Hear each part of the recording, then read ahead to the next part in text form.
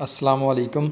आज हम बात करेंगे बुलिंजर बैंड पर कि बुलिंजर बैंड स्ट्रेटजी है क्या और इसका इस्तेमाल हम कैसे कर सकते हैं। बुलिंजर बैंड को 1980 में जॉन बुलिंजर ने ईजाद किया था। ये एक टेक्निकल एनालिसिस टूल है, तो इसको किसी भी टाइम फ्रेम के ऊपर जो है वो अप्लाई कर सकते हैं। मोबाइल पर यूज़ कर सकते हैं, MT4 MT5 दोनों पर आप यूज़ कर सकते हैं। तो इसको एक्टिव करने के लिए इंडिकेटर पर जाना है। इंडिकेटर पर जाके आपने लिखना है बुलिंजर बैंड। तो ये मेरे पास आ गया बुलिंजर बैंड। जैसा कि ये आप देख रहे हैं कि इसमें 3 बैंड होते हैं, अपर बैंड, उसके अलावा मिडल बैंड और लोअर बैंड। बहुत सारे ट्रेडर को ऐसा लगता है कि जब मार्केट अपर बैंड को टच करे तो वहाँ से इसको सेल कर लेना चाहिए, और जब मार्केट लोअर बैंड को टच करे तो वहाँ से हम मार्केट को बाय कर सकते हैं, जो कि ये बहुत ही गलत तरीका है और इस तरीके के ऊपर आप काम करके नुकसान कर सकते हैं। तो बुलिंजर बैंड को कैसे यूज़ करना है और कहाँ पे हमने ट्रेड एक्टिव करनी है। इसमें ये जो मिडल बैंड है, सिंपल ये 20 की मूविंग एवरेज है, ये सपोर्ट का काम भी करती है और रेजिस्टेंट का काम भी करती है। तो इसमें हमने ट्रेड को कैसे एक्टिव करना होता है। जैसे ही आप देखें कि मार्केट जो है वो अपर साइड पर जा रही है, ये आपको नज़र आ रहा होगा, तो यहाँ पे इसने टच कर लिया अपर बैंड को, तो यहाँ पे हमने ट्रेड को एक्टिव नहीं करना। अपर बैंड को क्रॉस करने के बाद जब मार्केट दोबारा अपर बैंड के अंदर कैंडल को क्लोज करती है, जैसा कि ये आपको नज़र आ रहा है, ये अपर बैंड को क्रॉस करने के बाद अगेन मार्केट जो है ये अपर बैंड के अंदर उसने कैंडल जो है वो क्लोज कर दी है। तो यहाँ पे फिर हम मार्केट को सेल करेंगे। इसमें टाइम फ्रेम कोई भी आप यूज़ कर सकते हैं, H1 हो और स्कैल्पिंग हो, H4 हो, डे 1 हो। स्कैल्पिंग के लिए भी ये बहुत बेहतरीन काम करता है। 5 मिनट के चार्ट में या 15 मिनट के चार्ट में भी आप इसको इस्तेमाल कर सकते हैं। तो जैसे ये अपर बैंड को क्रॉस करके नीचे की तरफ कैंडल क्लोज हो जाएगी तो यहाँ पे हम इसको सेल करेंगे, और स्टॉप लॉस जो है ये हमारा इसके ऊपर होगा। जो लास्ट उसके हाई होंगे वहाँ पे इसका स्टॉप लॉस होगा। स्प्रेड को थोड़ा छोड़ के ऊपर स्टॉप लॉस आपने रखना है। तो यहाँ पे आप देख सकते हैं कि जैसे यहाँ पे ये दोबारा इंटर हुई, अपर बैंड को इन साइड पे मार्केट ने ब्रेक किया, तो उसके बाद प्राइसेस जो हैं वो काफ़ी नीचे गिर गई हैं। इसी तरह हम बाय की ट्रेड जो है वो कैसे एक्टिव करेंगे, ये देखें। जो लोग सोचते हैं कि लोअर बैंड को टच करेगी मार्केट और हम लोग जो है वो उसको बाय करेंगे, तो उन्होंने यहाँ से बाय करना था 1.0928 पर, लेकिन वो एक तरीकाकार गलत है। यहाँ पे अगर वो बाय करते तो उनको बहुत सारा नुकसान हो सकता था। तो उस नुकसान से बचने के लिए जो बेहतरीन तरीका है वो ये है कि यहाँ पे लोअर बैंड को मार्केट ने अगेन इन साइड पर जो कैंडल जो क्लोज हुई, यहाँ पे हम इसको बाय करेंगे। जब यहाँ पे हम इसको बाय करेंगे तो इसके नीचे हमारा स्टॉप लॉस होगा। इवन दो ये हमारा स्टॉप लॉस हिट हो चुका है, लेकिन ये एक छोटा लॉस है बनिस्बत उनके जिन्होंने यहाँ पे बाय किया था।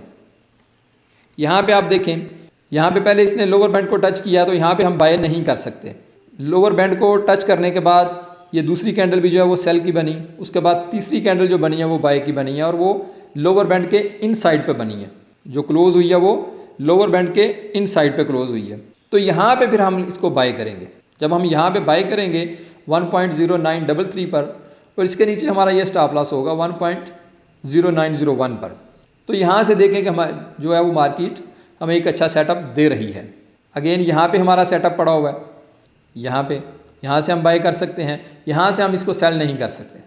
इसके अलावा जो मूविंग एवरेज है 20 वाली, ये जो मिडल बैंड है, ये कैसे सपोर्ट और रेजिस्टेंट का काम करता है ये भी मैं आपको बता देता हूँ। यहाँ पे इसने इसको क्रॉस किया मिडल बैंड को।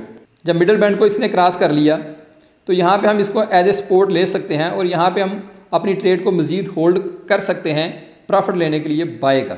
यहाँ से हम एक्सपेक्ट करेंगे कि मार्केट अभी और भी ऊपर जा सकती है। तो यहाँ पे हम इसका ट्रेलिंग रख लेंगे।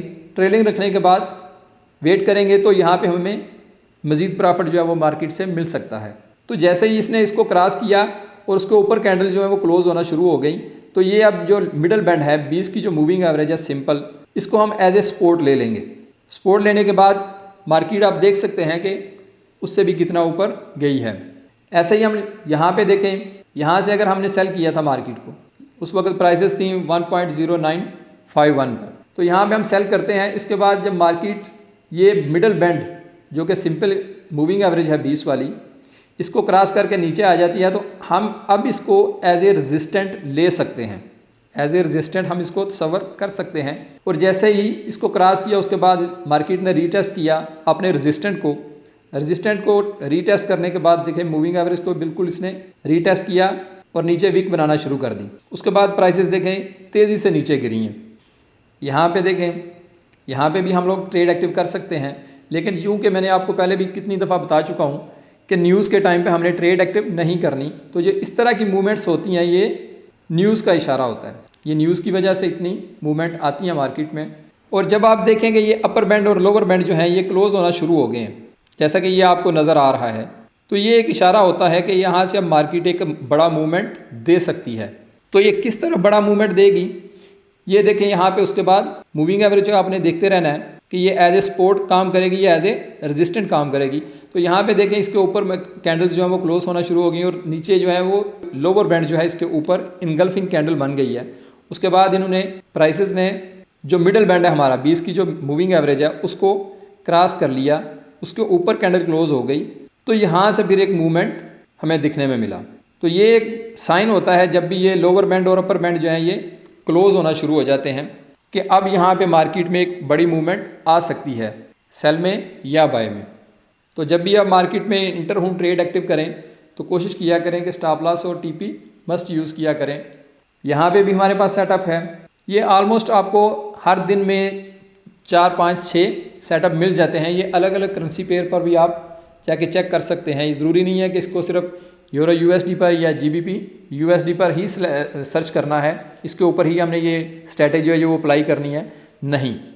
ये आप किसी भी पेयर पर जाके इवन गोल्ड सिल्वर पर भी आप इसकी जो स्ट्रैटेजी है ये वाली इसको आप यूज़ कर सकते हैं।